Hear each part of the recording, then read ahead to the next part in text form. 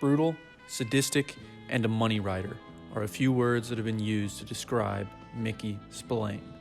Spillane was never liked too much by the critics, even once he started to have a household name. But maybe that's what made him good at what he did. Mickey Spillane was a comic book and a mystery story writer, both in short and long format from the 40s all the way to the mid to late 60s. Mickey wrote from a very young age, and he wrote for two things: himself and his audience. He wrote out of a primary desire to make money.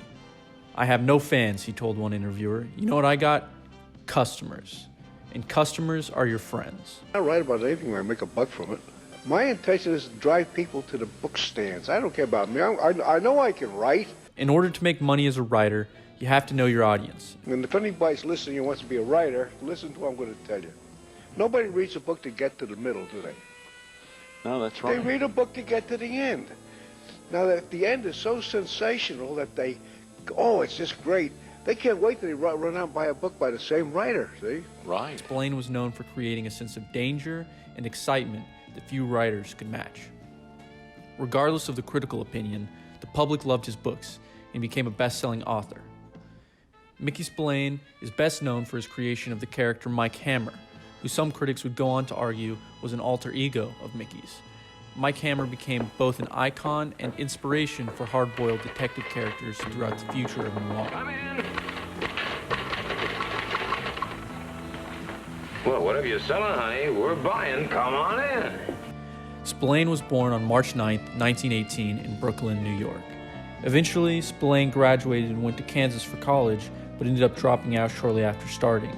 Between dropping out and about 1940, Spillane spent a few years bouncing around between working-class jobs in the New York area. While selling tires in the Christmas season of 1940, Mickey met Joe Gill, who introduced him to his brother Ray, who was the editor of Funnies, Inc.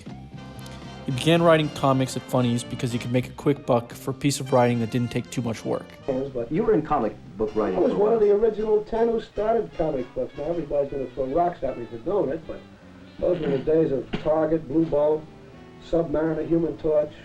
I don't think you're old enough to remember them. His first book, I, the Jury, he wrote in 9 days to make $1,000 just to buy a piece of land. Well, work's come pretty hard with me. Sometimes it takes almost 3 weeks to write a book. Yeah, this is another way I write. Instead of sitting down with a typewriter, why, quite often I put things directly on the tape when we act them out. Yeah, I start from the back. Most of the writers I know start that way. They do the climax, and then they build from the front up to that climax. Pretty successful way of doing it.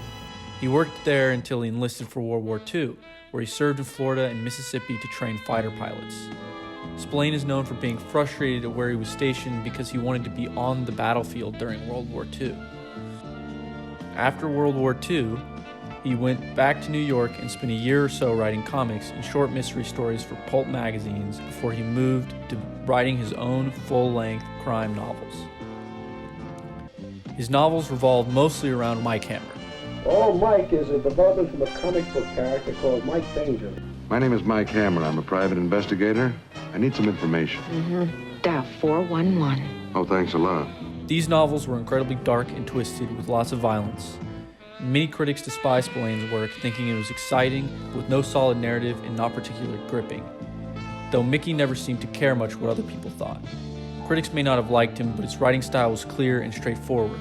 He wrote for his audience of middle and working class adults, not for critics, writers, or literature fanatics.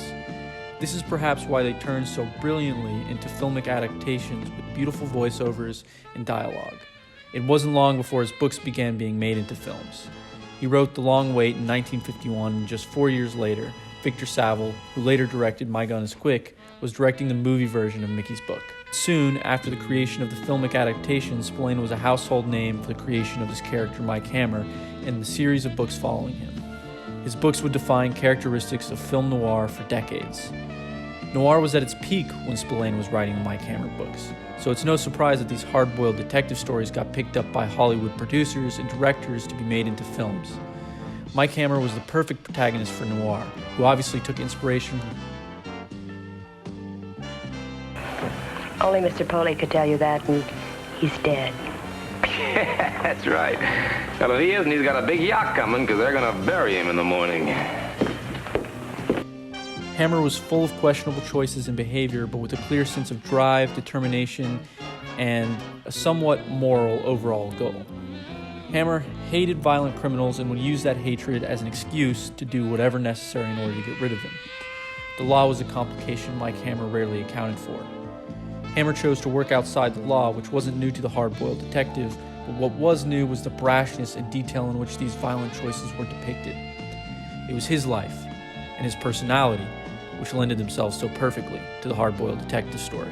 While the books themselves may not be the top tier of literature, the influence they had on noir and mystery films can still be seen in movies today. Well, I suppose a lot of people will complain if I don't ask you if you have any tips for aspiring young writers, Mickey. Yeah, I tell them, just find another racket.